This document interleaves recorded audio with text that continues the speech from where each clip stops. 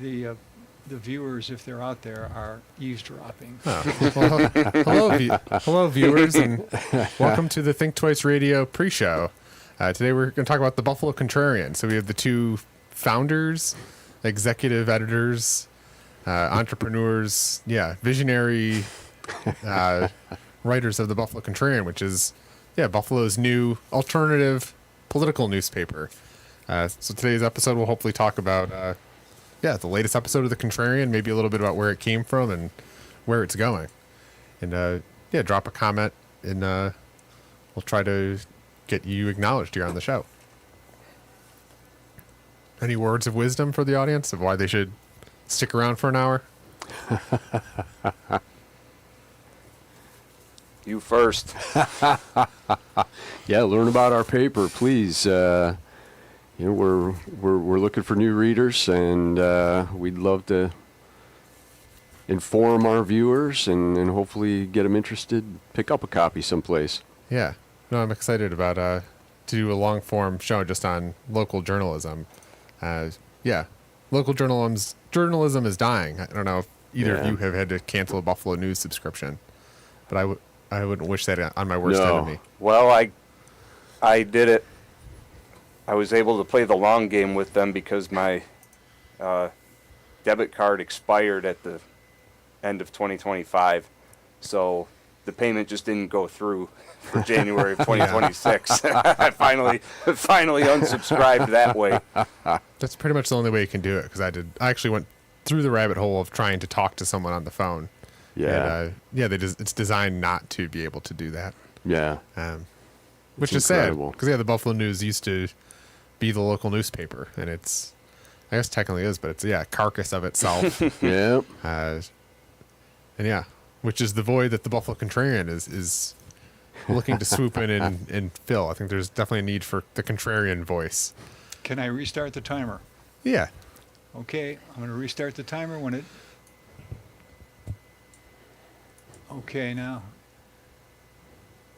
On the little stream deck, there's the number 5 with the circle around it. You see it there? Yeah, on the screen? On the stream deck. I don't see any. Oh, wait a minute. Maybe Tom, he changed it. Sorry. I got to fix that. Yeah, he changed it. All right. I'll change it back.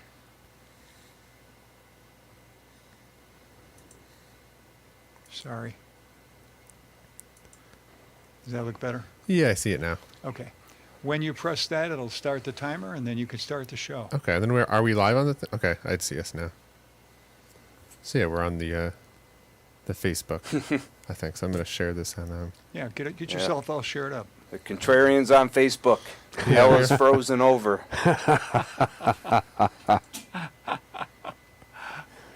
We're selling out. Yep. We gave in the mark. Well, this is part of our guerrilla marketing campaign. Which I want to get on. I really want to get on a soapbox at some point and just stand in the middle like a 1913. Yeah, get your newspaper here. Get your Contrarian. Okay, so I can hit the button, Richard, when I'm ready. Yeah, if you're all shared up, hit the button. Okay, are we ready to? Yeah, here we go. All right. We're letting it rip.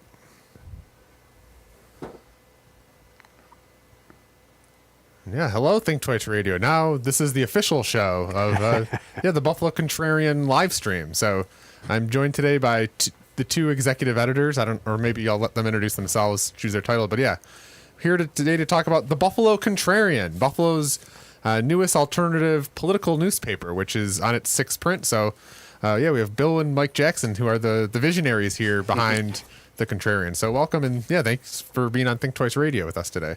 Thanks for having us. Yeah, thank you for having us. Yeah, so what's the Buffalo Contrarian, or how did this all get started, the Buffalo Contrarian? Take our readers back through the genesis. Yeah, I'll start, and you can fill in the gaps. The idea was first hatched in January of 2025, about maybe 2 weeks before Trump was inaugurated for the second time, and we were basically commiserating about the whole situation and lamenting what we fully expected to be a fascist dictatorship that was to be ushered in. And as you put it, so succinctly during the pre-show, the deterioration of the Buffalo News and journalism in general, that's a big development that has helped, I think, to catalyze the rise of Trump, really just the preconditions for some demagogue, to fill, and in this case it was Trump who did. So we were just brainstorming, what could we possibly do to sort of channel our anger into some kind of endeavor that would be, fun and potentially worthwhile and, fill some kind of a need here in the community. And this was the idea that we came down on. I've been a reader of this paper called the Capitol Hill Citizen, a print-only newspaper that Ralph Nader founded in 2022. And he harps on the print-only aspect of what they do and the need for print media, specifically, how you engage with it more thoroughly than you do digital media. He feels that, it's very important to a vibrant, well-functioning democracy to have a robust print media, I think one of you said that print is the future, which is kind of, I don't know if one of you said that, but I remember during one of our contrarian discussions, somebody saying that, and it struck me like, I think I typically thought of print as like the past, but I think there are some advantages that the printed word has. For example, it's not tracked on social media. Yeah. So the idea that you could be spreading a message, you're outside of the whole ecosystem of big tech and the surveillance state, although you could still be getting surveyed, but there's no data really being collected here. So I think that was pretty cool. Yeah, I think this last print episode, or print 5, the article about Chris Collins here, I think that was one of my favorite because it was a very, it was just a very honest and raw kind of take, and you just don't get that from a mainstream news outlet. You get the very, as someone would say, the fake news or the very like politically correct of Chris Collins, our former representative. This really ripped into him, and it's funny because I think most people are on that page, and I think even when I think of local journalism, there's that one senator or congressman that was on Long Island that had made up his whole resume was fake, and because there was no local journalism, all the national outlets just picked up on things. So it was actually we just don't have local journalism. So I at least that's the thing I see with the Contrarian of actually being a source of raw, honest takes at the local level that you're just not going to get from the shelf itself, Buffalo News, anymore. Yeah, a few years ago, it was the Christmas Day, shortly after he got out of prison, and Bob McCarthy, who's still with the Buffalo News at the time, penned this, very eloquent sort of he characterized him as a folk hero practically for his, hard time that he did for 2.5 months or whatever it was in federal prison camp. And I was just appalled as I was reading it that Christmas morning, like, this guy is terrible, and it was a failure of the justice system that he was pardoned, yet our own media is, putting him on a pedestal and not calling this, what it is. Yeah. No, I think it hit me earlier when you talked about this kind of tapping into your anger. I think it's something a lot of people had, and I think even, I don't know, it's maybe inspired me or even helped me channel my energy. Like, I know, thinking about future prints, I know one thing I'm interested in is talking about the whole Crystal People-Stokes thing happened, where she literally just decided to retire a day after petitions were due, and they elevated Leah Halton Pope to fill her seat, kind of like this political, musical chairs that they're playing, and none of the media outlets are really talking about that angle of the fact that our politicians or people in charge are literally not letting people vote.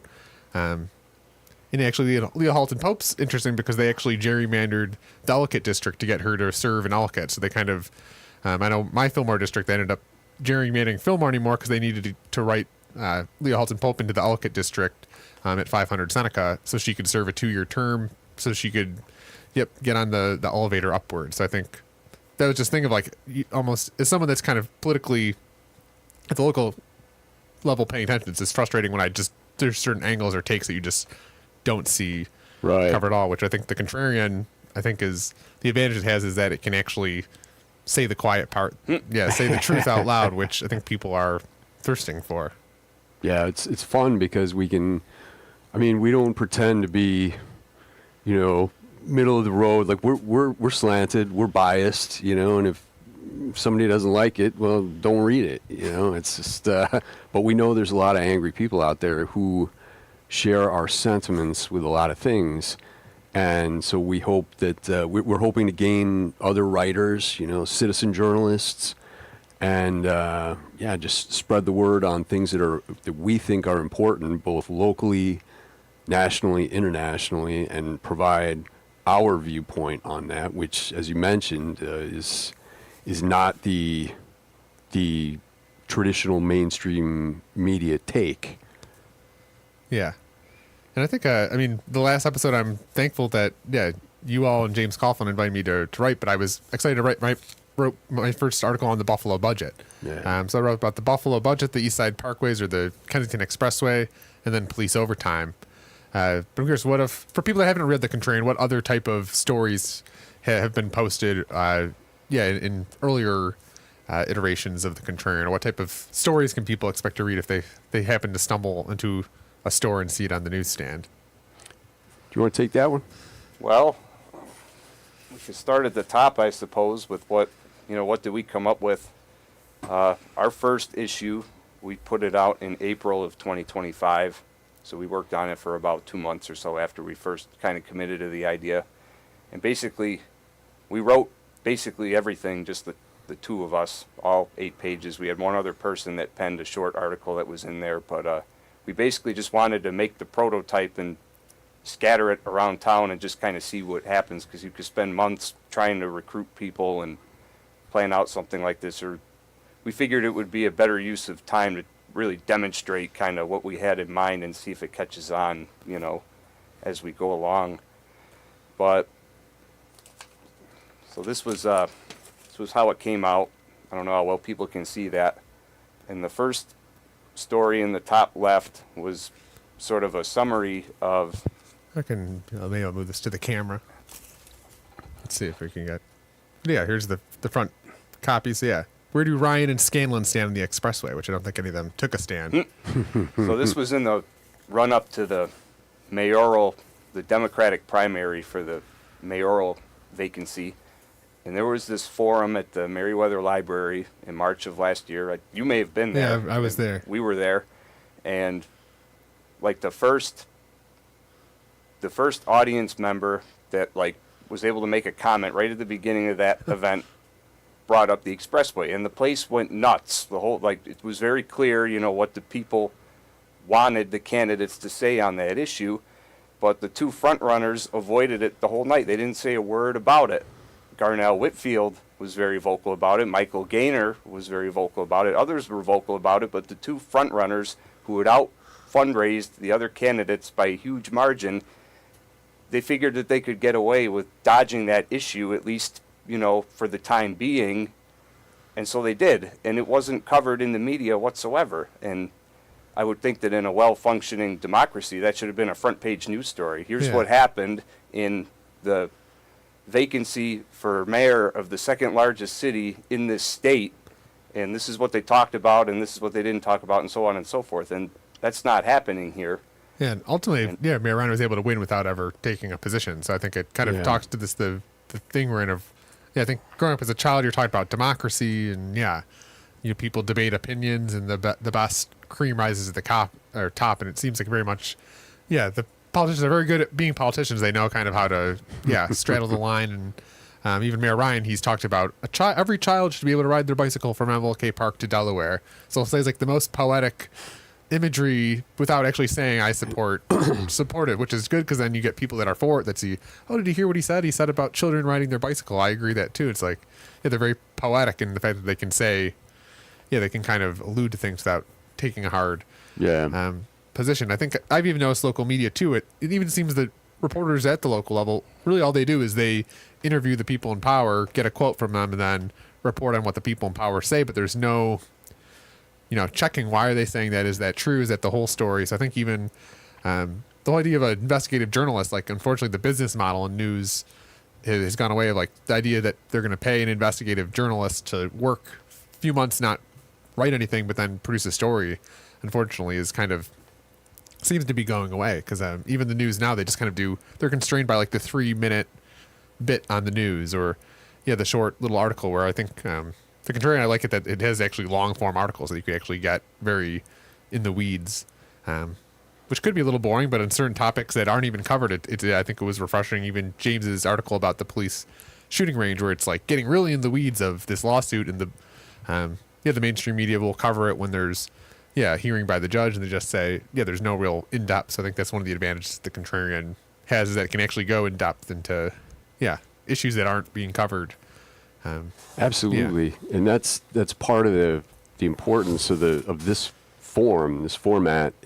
You can sit down. You don't have pop-up ads all over the place and links that you're tempted to click on and so on and so forth. You can sit down and really get into it, and it's important. It's lost art, really. I mean, people nowadays, their attention spans are just, it's ridiculous. And so, we're trying to push back against that. That's one of the things we're trying to do here, is push back against that. And we've always been like newspaper junkies, our whole lives, and it's a lot of fun. Yeah, even me writing my first article, it was like, not just like you're saying, you can talk about doing newspaper style ads, but the actual sitting down and writing an article, like, it's like, oh, this is actually much harder than I thought, because then you're thinking about, oh, how do I say this? Yeah, how do I write 3,000 words? Yeah. Which I think, I don't know, it was a good to get my writing muscles going, because it is, writing and then even reading. Some of the articles I would like have to read a bit, put it down, come back to it, which I think is good. It's kind of the long form article where you're actually chewing on an issue, not just getting the TikTok, little bit version. And we've had some fascinating, Bill can tell you about the fascinating correspondence we've received from some kind of far-flung places, unexpected places. I'm curious, what's some of the feedback you've got? Or we can shout our propaganda about how great the Contrarian is, but what's been some of the feedback from the readers, the good, bad, and ugly? Well, so from this paper I referenced earlier, the Capitol Hill Citizen, that Nader founded a few years ago, the editor of that paper, I reached out to them when we had finished the first issue of ours, because I wanted to mail them copies, say, hey, this your paper helped inspire me to pursue this, because of Trump, this, that, and the other, and I wanted to get their thoughts on it. And he was the editor of that paper, who's not Ralph Nader, but is a guy named Russell Mokhiber, who runs an organization called the Corporate Crime Reporter, who he reports on corporate crime in the United States, if you were wondering. And he was so kind as to print, he had me write like a letter to the editor for a couple of their issues, just, spreading the word about the Buffalo Contrarian. So we've picked off a handful of readers of that paper from all over the country, Albuquerque, Atlanta, a few different places in New England, the D.C. area, just a handful of, far-flung places across the country that are now mail it to them? on the mailing list, and like they've donated several of these people, so that's been really cool. And there's that latest issue. On the second to last page in our most recent issue is a reader submission from this guy who lives in Little Valley, New York, that found out through a friend of ours. It took me a while before I learned that was how he got wind of the paper, but he's been, cranking out his thoughts and sending them to us, and we printed it here, because we would like to put aside some space every issue for, readers. For the readers. Yeah. And they make the newspaper go round. It's ultimately the reader. It's very cool that you have, we have a national reader base. Yeah, it's neat. So it's really how did neat. you all decide the name of Contrarian? I'm sure you probably brainstormed a whole bunch of the Buffalo whatever, and you came up with Contrarian, which I like. So obviously, He came up with it fairly quickly. That was maybe like the fourth name that we floated. Yeah, we had a few ideas we were kicking around, but mainly, to begin publishing a print-only paper in 2025 at the time, that it's a contrarian act, and we're both not real big tech guys by any stretch of the imagination. And we have made a couple grudging concessions to the digital age by, we have Substack, and, we put pieces on Substack, but we're trying to keep it, as much as we can, print only, that's where we want to be focused. But yeah, we're contrarian in a number of ways.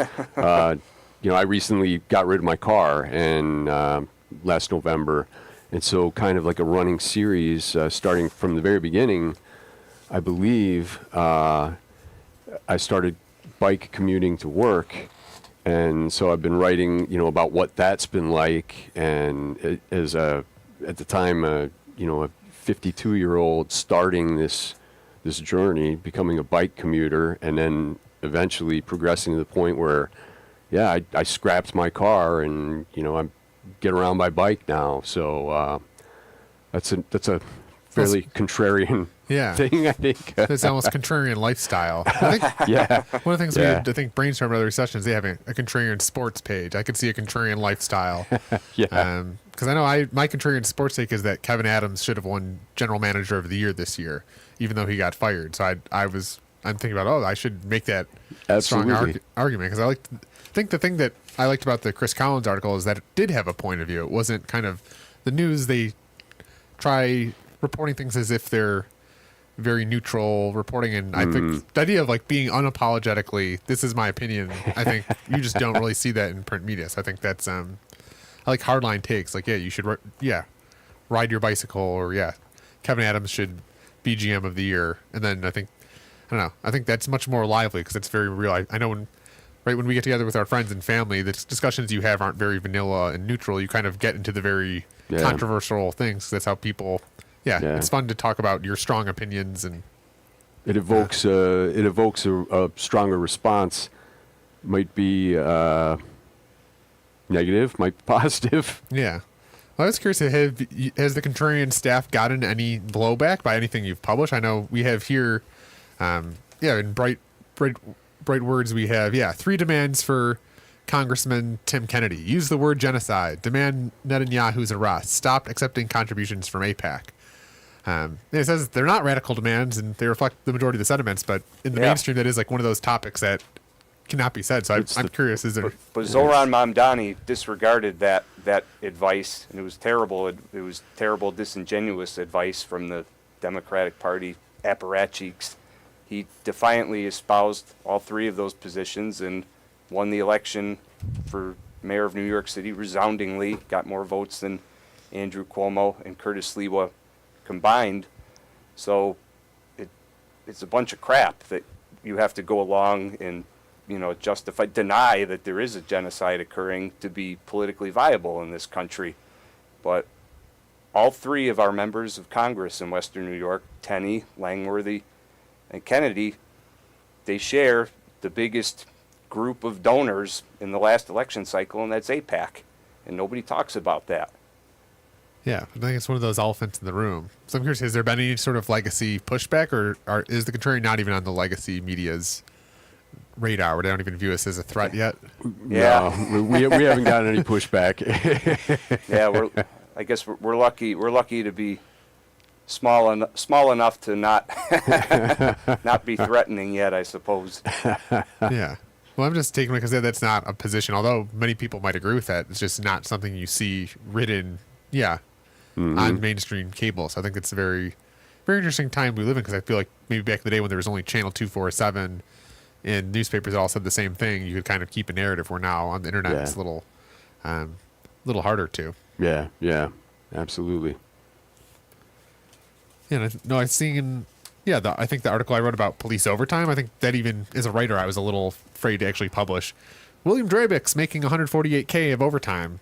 So I was curious, that maybe they'd send the police or to my house or something, or maybe, an officer there, but might not like us publishing actual names. Yeah. I know I made a comment on the city budget where I actually commented on employee 61240, Tracy Healy, who's an employee on full paid leave, and I made that statement in council chambers, and the deputy corporation counsel she warned me, to not attack people in the chambers, Wow.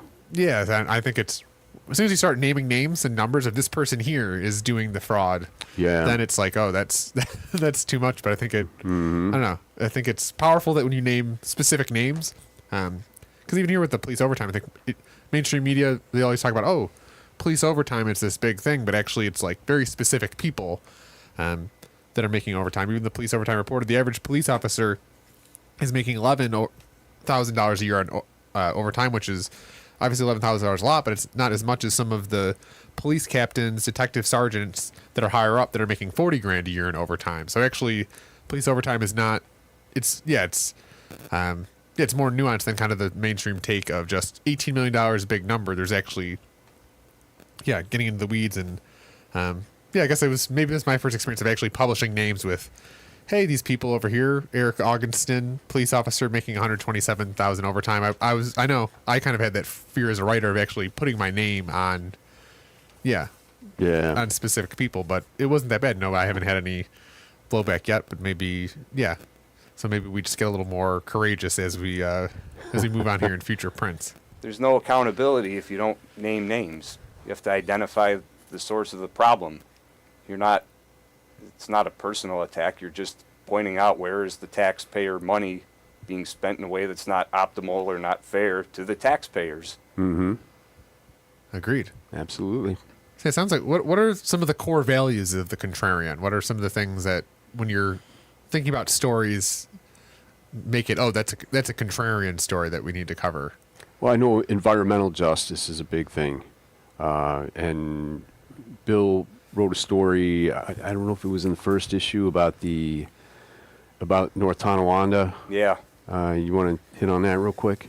Yeah, the DigiHost cryptocurrency outfit that has had a Bitcoin mine, it's like a data center, computers running in shipping containers 24/7, facilitating Bitcoin transactions, very energy intensive, and the emissions at the natural gas fired power plant next door to this place had skyrocketed in the few years since 2022, I think, when DigiHost first, opened that facility in North Tonawanda. So residents in North Tonawanda were complaining about both the increased emissions from the power plant and also the constant noise from the hum of the cooling fans. That So I think even cool those recently there's been computers. the AI data center. Yeah, I've seen this not just locally but nationally. It's Yeah. not something you even. It's turned into a huge issue nationally. You don't even really see anyone, explaining the issues, or it's really I hear about it in the news, but I haven't really gotten a big. It just seems like a topic that's kind of getting lightly covered. Yeah. But there was the quality of life issues that the emissions and the noise pose, but then their solution that these tech companies are touting to the energy consumption problem is nuclear power, but specifically these small modular reactors, they're called, which would be anywhere from 1/8 to 1/4 of the size of a conventional nuclear reactor. And this is all conceptual. They've never actually been, tried and tested, commercially. Their viability is unknown for what they're being proposed for, but that's what DigiHost was at the time trying to proceed with, or posing as a solution that could be implemented, I don't know, several years from now, working in partnership with some nuclear energy startup company from elsewhere in New York State. But it's greenwashing, to put it bluntly, because it's the city of North Tonawanda that then has to deal with, nuclear waste piling up from these microreactors that either has to sit there idle in North Tonawanda, or it has to be put on trains or trucks or whatever and sent somewhere else, and they have to assume those risks. And all for what? So that a Canadian Bitcoin company can make more money? Yeah. Maybe like in environmental justice, I've seen some on the combined sewer overflow. It seems to be a recurring topic in the Contrarian, which is, I know something that I've been concerned is, the fact that we're just dumping raw sewage into our waterways here. So, Well, it's that the sewer system was built so long ago, and it just can't handle. It's a combined sewer, meaning both the stormwater, all the rain that falls in the streets and the parking lots and all of that, it enters the same network of pipes as the water that we consume. So when it rains or when snow melts, it's just more water going into the Buffalo sewer system than it can handle. So they have to basically open the relief valves, which just discharge this untreated wastewater, directly into our rivers. So that's how it happens. It's just outdated infrastructure that's cost prohibitive to repair. And it's going to get worse. It's only going to get worse because we're going to see more just crazy, once in a century storms are going to be happening every couple of years. It's only going to get worse. As soon as Sean Ryan got in there, hit a main water break, which I think was here. All the infrastructure that's under the ground was built so long ago that the useful life is up. Yeah. So we have actual deterioration.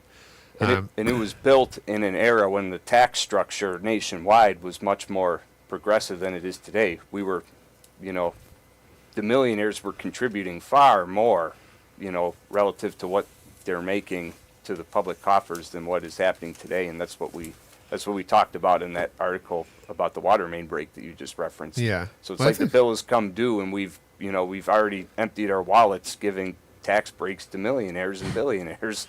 So we're screwed. Until we raise taxes considerably on the wealthiest Americans, it's only the crumbling of this infrastructure is only going to get worse. Yeah, and I know right now locally in Buffalo, the Common Council is up to approve the mayor's budget. And Tuesday, the big headline's been that the mayor's proposing a 25% tax increase. And a lot of that is because Byron Brown just straight up, was wasting money, pissing it away, not really managing things. I think maybe the Buffalo Contrarian might be. I haven't seen like a scorched earth take on Byron Brown that he deserves. Actually, not that I know, but I saw someone live streamed the actual Women for Zellner event, and it was this Democratic fundraising event. And Jeremy Zellner was congratulating Byron Brown about the reforms he's doing at OTB. It was like you were watching straight North Korean propaganda, because then all the politicians, Zanetta Everhart, Leah Halton Pope are in this room, the Democrats, and they're all like, thanks for Byron Brown. It's just like straight, North Korean style propaganda. Like this guy, he needs the contrarian analysis. Yeah. Because a lot of those issues, I think the local media is probably participating in that because they didn't really, they're not really doing the true journalism. Because he's kind of gotten off, which again gets me a little angry. But maybe I need to direct that, into the Contrarian. It's funny. I think you're the man for that assignment. Definitely, definitely. Well, it's funny you mentioned him because we were talking. I was in the laundromat not too long ago, and an OTB commercial was on the TV. And I said to Bill, where was this enthusiasm when he was mayor? He seems like a genuine human being. Happy. Happy, laughing, like genuine smiles. You never saw any of that when he was mayor. He seemed like a robot, It's just crazy. I could see the next maybe print of the Contrarian, just get that, because there's that OTP picture where he's like full, like, He's actually a human being. I would just love to see that picture of him, and then the headline that says like Byron Brown. The headline, we would need to just think about the 6-word headline because it needs to hit. But he should be in prison. And I think one of the stories I was thinking about covering was the American Rescue Plan. So the city got $330 million as part of the pandemic relief funds. And the majority of that money was just kind of pissed away. And I am curious to actually, I have some questions about actually the accounting on that, if actually, some of the money is not being tracked properly. So I know that's just one thing Byron Brown wasn't doing well, but that was maybe what I was thinking about future things. But I think until someone does the scorched earth Byron Brown article, maybe, and that's I think what's good about the Contrarian is like, we have or maybe readers, they can send there's a platform now for that type of take, because that would never get in the Buffalo News. Yeah. You put it very succinctly when you went through all these instances of unexpected windfalls from the state or the federal government. And they were just used to plug the holes that were there because of their own incompetence or just their indifference. Maybe they knew the flaws were there and they just didn't care, and they took the opportunities to mask them when they presented themselves. Yeah, and ultimately that's the needle I want to thread is the city used most of its American Rescue Plan for revenue replacement, which was an allowed use, which I think is debatable whether they should do that. But even though they did that, they didn't actually do anything to structurally fix the budget. They just, put us in this predicament. So I think it's double right, they pissed away all this money that could have been spent on infrastructure like water main breaks or the replacing lead pipelines, but instead they spent it on revenue replacement, and then they didn't do anything to actually fix structurally the budgets. It's really a shit show. If I can, I can't say that it's Think Twice Radio, but it's. I was wondering what language was off limits. No, I think I was excited when on my last episode I left some copies here, and Think Twice Radio, was very excited about just the idea, because I think Think Twice Radio is all about free speech, and their idea is that. Because I asked the question too: is there anything I can't say on there? And Think Twice's philosophy is that the only thing that combats hate speech is more speech, which I think the Contrarian too. I think that's great that you're giving readers an actual voice, and saying some of the controversial things on paper. So I think it just gets people more mainstreams those ideas and makes them seem acceptable. So Yeah. especially where we're in this free speech. That's the idea of free speech and what you can say and can't say is very much in the news. I think it's very much needed, and I appreciate what the service that the Buffalo Contrarian is offering the community. And it's getting more and more dangerous for journalists too in America. I mean, Trump he's going after the ones he doesn't like.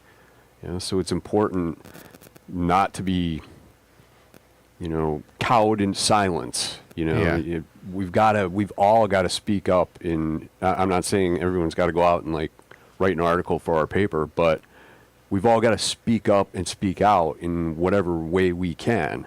It's very important now. I mean, it's a moral duty for anybody that cares about where the country's headed. We've got to speak out and fight back however we can. Agreed. Yeah, I know even just the future of journalism changes. So we can joke that the Buffalo News is dying, but what's filling its space? And I know somebody I know, Charlie Specht, who's wrote for the Buffalo News and some of the local news outlets. He just I think left his position in mainstream media to start his own Substack. So I think the trend is actually moving towards. Maybe I don't trust the Buffalo News because they hose me on my subscription, but I respect Charlie Specht, and I know him, and he writes good. So when he leaves a Substack. It actually is, or even right now, Justin Sundell, who writes the Buffalo News, I know he does good reporting, and he reports to the Buffalo News, but if he left and started his own Substack, I'd keep reading him. Yeah. So I think we're kind of moving towards this thing where people, you appreciate the writer. If the writer works for the newspaper, you like that, but I think it's interesting because we're kind of in this weird spot where there's no mainstream media outlets anymore, or they're dying, but then kind of the future is you can kind of see it where it's the Substack model, but then I even think, am I going to pay each writer I like $5 a month? So I don't know what your thoughts are on maybe the future of the Contrarian, but also local journalism. Where you think that where we're going with local reporting or investigative reporting. Well, I know right now we publish 4 times a year, spring, summer, fall, and winter, and we're hoping to increase that to, I think we'd love to get to a monthly stage, but, that's dependent on reader donations. So here's the pitch. But people can go to, if you pick up the Buffalo Contrarian, we have a QR code. So right now it's just reader supported donations. Yeah, the primary. Yeah, that's the primary. Yep. And we've actually made it easier. The QR code, that was pretty humorous. Our first issue, we had a PO box, and we still have it. We still have it. Send us a check, and a friend of mine who got the first issue said, "Oh, you guys gotta." I know you guys are the Contrarian, but you've got to advance a little. You're not going to get any money. You've got to make it a little easier here. And this was number 5, the first issue that was fully covered by donations from the readers. So that's a sign of optimism. So we're trending up financially. We are. Which is good, because I know the Buffalo News is definitely heading in the wrong. Because I know they're getting bought by Warren Buffett owns some LLC that's just buying up. But then even Warren Buffett's LLC got bought. So essentially, you have these massive conglomerates that are buying. I know whoever bought the Buffalo News, they bought the Buffalo News, sold the real estate that they own downtown. So essentially, they sell everything of value and then just kind of ride the brand that is the Buffalo News till people's debit cards expire on their subscriptions, and then pack up and leave shop. And yeah, I think I've been struck. I've gone to the library and done research where in the microfilms where you can go and look at the Buffalo Evening News and all the different newspapers and see, I don't know, July 3rd, 1956, and you can read the newspaper there. And I was just taken away just doing some of that research of how robust the coverage was at the local level. I know, like the Common Council, they had a reporter on each committee meeting, and there's just way more coverage that you don't even see, which made me think of that demand didn't go anywhere. People still are plugged in and want to know, but they're not being served with the quality of local news. You have people running for Congress downstate that have fake resumes. You have Chris Collins that's or even some of our elected officials that have just been going on forever, and there's no real hard coverage of them. Yeah. It's got to change. Yeah. We are the change. We're the change we believe in. The Buffalo right. Contrarian. That's right. One time last year, I was in the Denver area with a friend of mine, and we found ourselves in this little ghost town called St. Elmo that has like museums about like the silver mining that took place there in the early 1900s and that kind of thing. And in St. Elmo's heyday, the population I think was like 1,200 people or something, and they had 3 newspapers. That's what struck me, the fun fact in that museum, this tiny little town, but they had 3 newspapers. Wow. That's how important they were back then. Yeah. That's really something. Yeah. Well, even like you're saying, even I'm not that old, but I remember growing up and every morning I would sit at I would eat a bowl of cereal in the morning for my breakfast, and I would read the Buffalo News. Mostly I'd go right to the sports page, but then I'd read the regional news. But that was like a thing that I did in my childhood, not even childhood, teenage years, of reading the newspaper. Yeah. That was a thing you did every morning, and it's not, not around anymore. And it's that's how people got their news. And even when I was doing microfilms, I always just thought, it's the Buffalo Evening News, but it actually meant because that was the newspaper that got printed in the evening. Because there's another paper that printed in the morning. Yeah. So that you would get 2 newspapers on the same day. And they would somehow report on what happened between the morning and the evening, and that would be in the evening copy. Yeah. It's just crazy to think about because we just don't even have that. Yeah, we have the Buffalo News, which is behind a paywall. You can't even access it, and then you just get the racist, angry comments about the articles. So it's just, And here we are, 2026. We like to think ourselves, we're modern people. The people in little mining towns in Colorado had more robust coverage. Than what we have now. Yeah. It's pretty depressing looking at a copy of the Buffalo News now when you think about what it once was. I don't even know the last time I've seen a copy. I know they print them in Cleveland now. Yeah, I think they're like a day behind on all the news, It's like, so I think when the Bills win on a Sunday, and even somebody reported that like more than 50% of the Buffalo News is actually just Bills and Sabres coverage. Yeah. So it's actually, it's just crazy because you're not getting in-depth kind of local coverage. And one thing I've been working on, I'm participating in Startup Wednesday, which is like the startup competition. So I have a couple teammates we're building.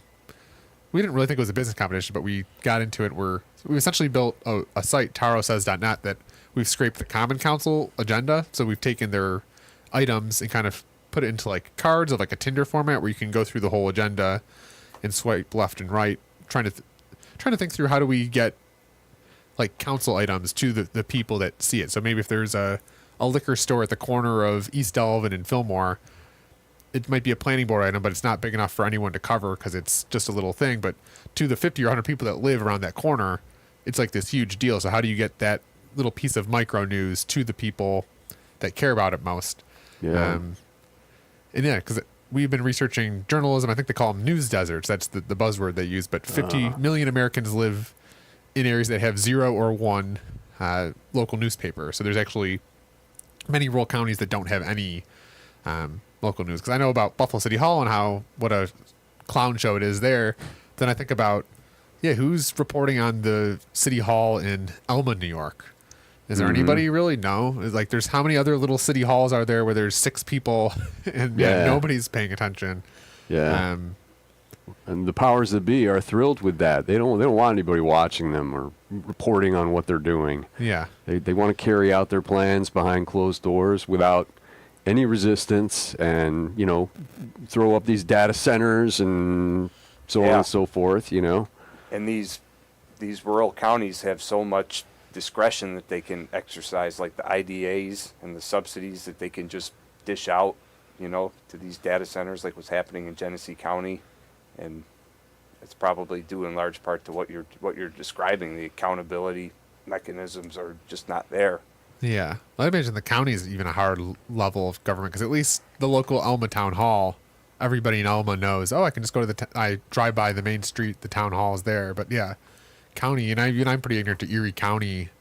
I know a good friend of mine, Paul Wolf, who he's on the New York Open Government. He does some videos about the Erie County legislature, and those people are really doing nothing. I mean, the Common Council, they're not really doing much, but the Erie County legislatures are like, they're the county level, so it's like they're this upper layer of bureaucracy, and their budgets are even bigger than City Hall, so he does some good. But I don't. Even as much as passionate I am, it's hard for one person or one reporter to kind of keep track of it all. Yeah. Especially the smaller places where there's just, at least Buffalo, Erie County has like 1 million eyes in our county. You have some of these small counties like a Genesee where you have these big developers that, there's 3 people that run the whole county. They can go and get their sweetheart deal, and they're not going to get any coverage. Ultimately, you need coverage, right? I feel like that's kind of why journalism is so important, is like, it's just people being aware of what's going on. Yeah. And the other thing, hopefully, if we can raise awareness on certain local issues, I mean, voter apathy is a huge problem. Maybe somebody learns something like, hey, I didn't know that was going on. I'm really angry about that. An election's coming up, and I'm going to vote because I want to stop this, or I want to advance this, whatever the case may be. But voter apathy is just. And consumer apathy, too. Like all these people that are outraged at the latest terrible thing that Trump did, but who donated $1 million to his inauguration festivities and is receiving subsidies to build new warehouses and Jeff Bezos. All over the country, ripping off taxpayers. Like we were talking about this not too long ago. Like there was a No Kings protest, and I said, I wonder how many of those people out there, I'm not trying to, preach or anything like that, but how many people were at a No Kings protest and then they went home and they bought something on Amazon? Like, try to make that connection. If we can write pieces that make connections that maybe people really didn't think about, or like, hey, you know what? You're right. I'm going to cancel my Amazon because otherwise I'm indirectly supporting this, fascist takeover. I mean, basically, beyond just how terrible Trump is, I mean, the way I see it, they are trying to push the country in the direction of this terrifying techno-feudalist future where everybody is working for terrible pay and can barely make ends meet, and then they go home and they're plugged into their smart glasses or whatever Mark Zuckerberg has come up with that he decides the masses will be immersed in to keep them detached from, the physical earthly reality and human connection and civic engagement and all of those other things. Mm-hmm. Complete and total dependency on, their so-called innovations that they come up with, and a complete surrender of our autonomy just as human beings, not to mention citizens. I mean, I think that's no exaggeration. That's where these people and their puppets like J.D. Vance that are funded by them, that is the future that they envision for all of us. And that's really that's the bigger picture, I think, that with the whole print method of what we're doing, that's really what we're encouraging, these kinds of boycotts, or not even boycotting, but just sort of a more judicious approach to consumer spending. That's really what we're fighting for, I think. Yeah. I think that's the kind of the hope that the internet or technology brought in, was that people could organize better. And I think good examples like the GameStop people, they just like manipulated a whole stop because they were just little traders that all found a way to communicate online. And I was kind of hoping that would be the start of a bigger thing where, maybe, people did a national boycott of an Amazon or something. Yeah. That maybe that was the hope of, and I think I'm so hopeful that technology could do that. It actually help little people organize, and actually all the little people together, have a lot of power if everybody's decided Absolutely. to not spend on certain things. Absolutely. But I like that idea, because I think maybe when I was writing, I don't know, having that in mind of trying to get people to think critically I think because your writing is like actually a pretty makes me think of the type of reader we're trying to cultivate at the Contrarian. Yeah. Is this somebody contrarian and maybe I don't know, consciousness, the Buffalo, raising consciousness. Yeah, I mean, I'm delighted by the idea that somebody sees the paper, reads it, shows it to somebody else, say, hey, have you seen this? Check this out, and pass it around, talk about it, and then, hey, hopefully drop us a line and say, hey, I want to write about X, Y, Z, and gain writers, gain readers. That's one of the goals. So any issues or topics that you all are hoping maybe a year from now the Contrarian has a robust, I don't know, reporting on a whole host of issues, or it's just kind of emerging organically and trying bit by bit? Or I don't know if you have any, if an angel donor not named Jeff Bezos said, here's $1 million investment in the Contrarian to expand, what type of things would you even try to be expanding? Oh boy. Just take that one.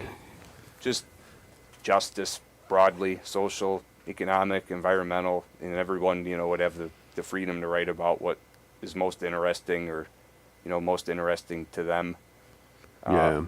Local, national, international. I mean, we've written pieces about Gaza, international issues that are important to us. But I think we're trying to keep it mainly focused locally, but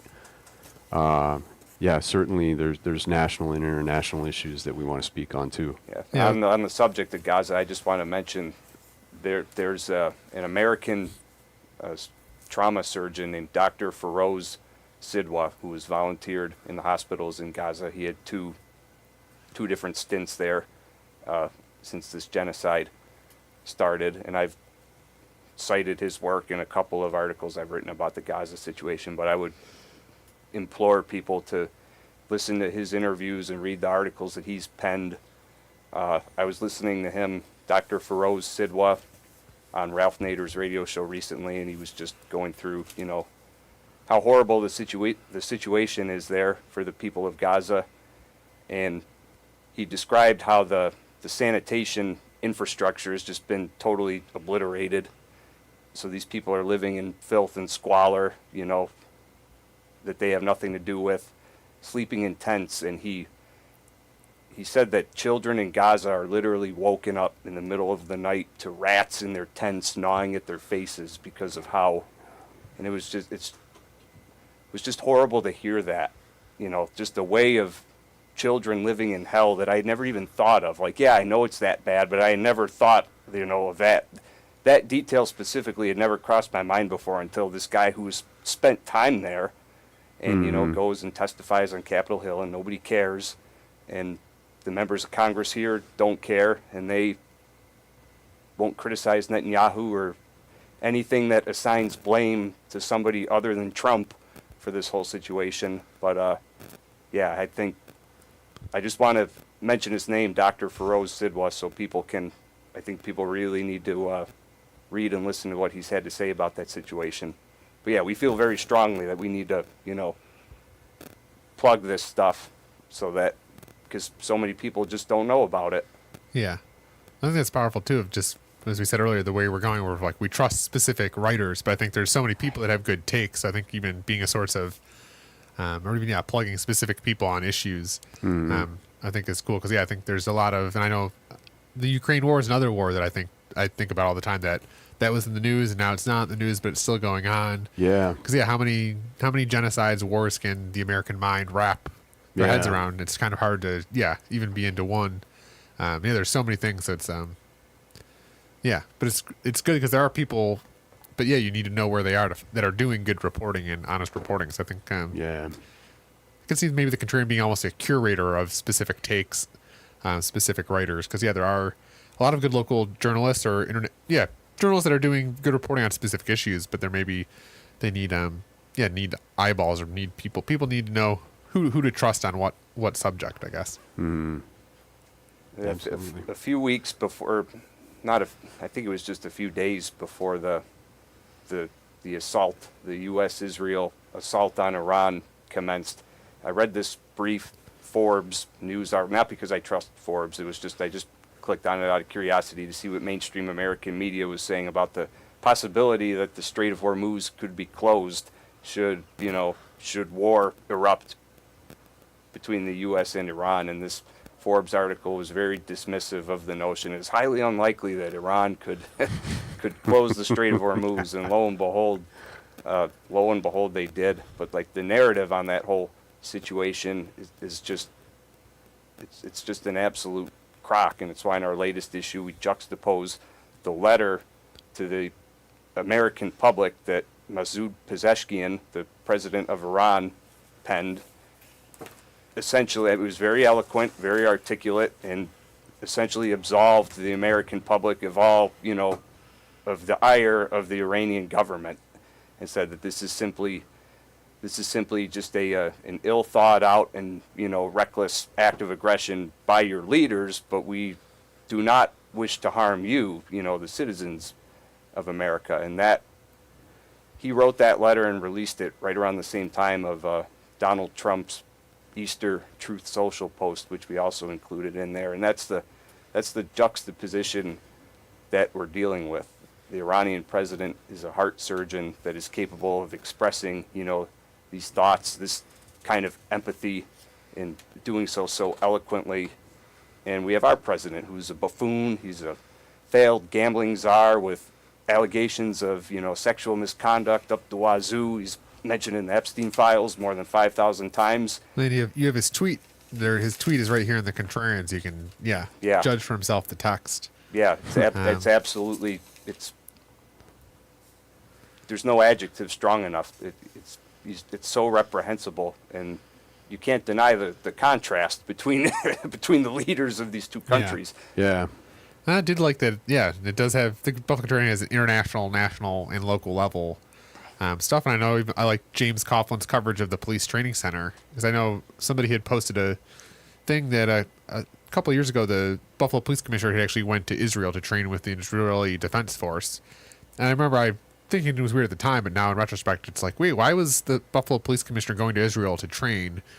So I think, I think it's made me think about how, the international is local, the local is international, because, it's connected here. And I think even the idea of putting a police firing range in a residential neighborhood, and I'm glad that the Contrarian's taking it, because it's tied to this larger, everything's connected, right? So it's kind of, I think it's good to see, and I think, right, as citizens, it's good to be kind of informed on.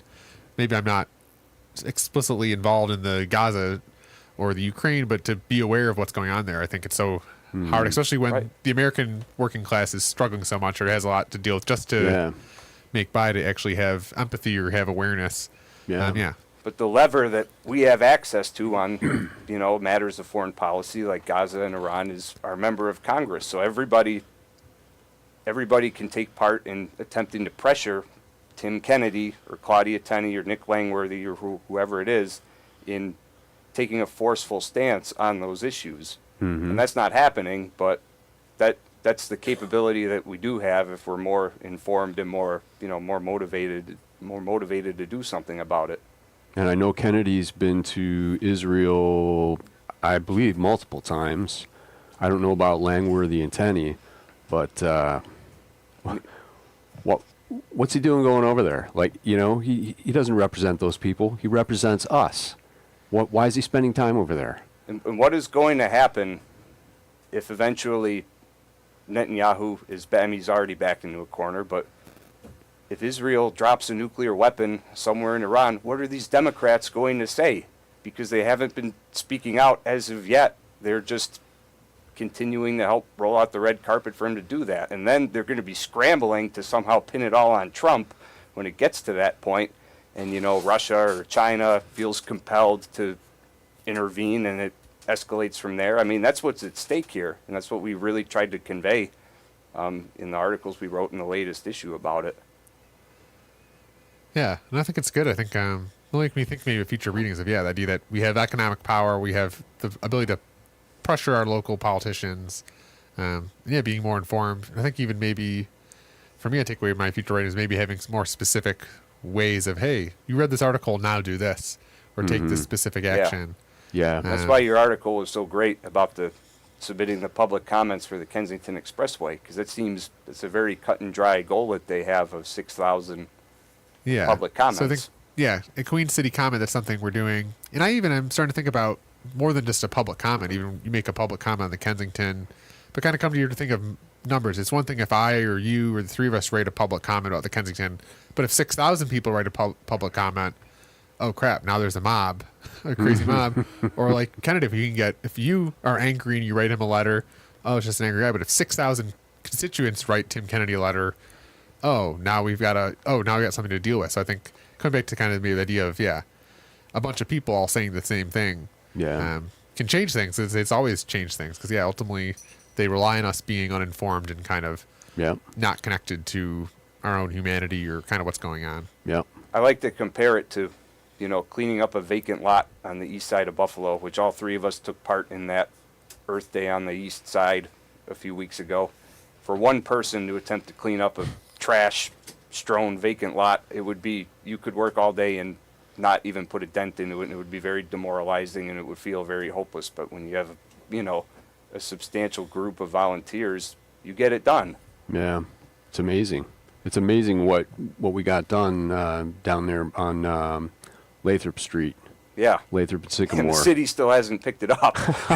But it's there at the curb waiting for them. Are you serious? It still hasn't been picked up? Nope. Oh, my. That's why I say, the city's kind of a paper tiger because even the Earth Day we did at 1412 Jefferson. 1412 Jefferson is a city-owned lot, but a group of volunteers that James has organized, the Justice for Jail Dean campaign, we just started treating the space as if it's our own, and you kind of realize, no one's interfaced with us at all at the city, so it's almost, and I think even the politicians, they appear big and strong, but once they get 20 people at their office, they got nothing to say, or they're kind of not as strong and powerful. Like they kind of rely on their invincibility. Yeah. Because even Mayor Ryan was talking about how he's going to crack down on absentee landlords. Meanwhile, the city is the most egregious absentee landlord with 9,000 properties. Yeah. So the hypocrisy. There's plenty of local hypocrisy to give the Contrarian. ample. No shortage of material. Materials and leads. The problem is filtering that down to only 12 pages of hypocrisy, whether that's at the international, national, or local level. There's plenty to go around.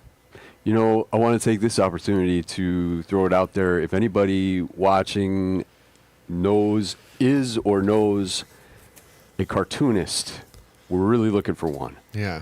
I think that idea, I saw a friend just post an organic, here's this painting I draw. So I think the idea of just like, maybe we don't have one cartoonist, but we have many cartoonists that can submit. But that would be outstanding. Yeah, we've got about a minute here. So I think, where can people find you? I know you have the Substack, the buffalocontrarian.substack.com. Send you all an email at buffalocontrarian@yahoo. Where are some places people might be able to pick up a copy of the Contrarian? Lexington Co-op on Hurdle. Yeah, and those come and go sporadically because the shoppers take them and we replenish them when we can.